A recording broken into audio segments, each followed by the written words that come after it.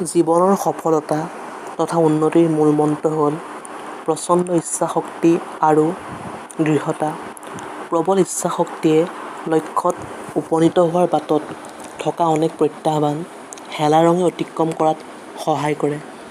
উত্তৰ প্ৰদেশৰ অৰুণিমা সিনহা নামৰ ২৬ বছৰীয়া যুৱতী এগৰাকীয়ে অসাধ্য সাধন কৰি বিশ্বৰ আগত উদাহৰণ দাঙি ধৰিছে।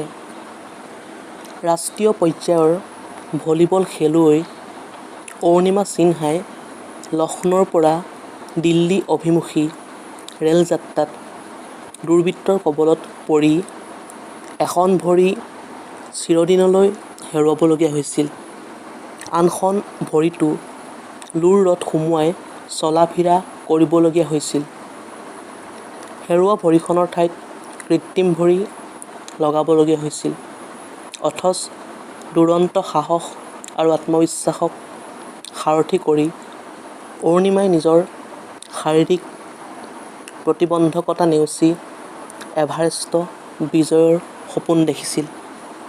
ইতিমধ্যে এভাৰেষ্ট বিজয় কৰা বাচেণ্ডী পালৰ পৰামৰ্শ, সহায় আৰু প্ৰশিক্ষণৰ বলত অৰুণিমাই নিজকে পৰ্বত আৰোহণৰ বাবে সাজু কৰিছিল আৰু অৱশেষত ২০১৩ চনৰ ২১ মে'ত এভাৰেষ্ট আৰোহণ কৰি নিজৰ সপোন দিঠকত পৰিণত কৰিছিল।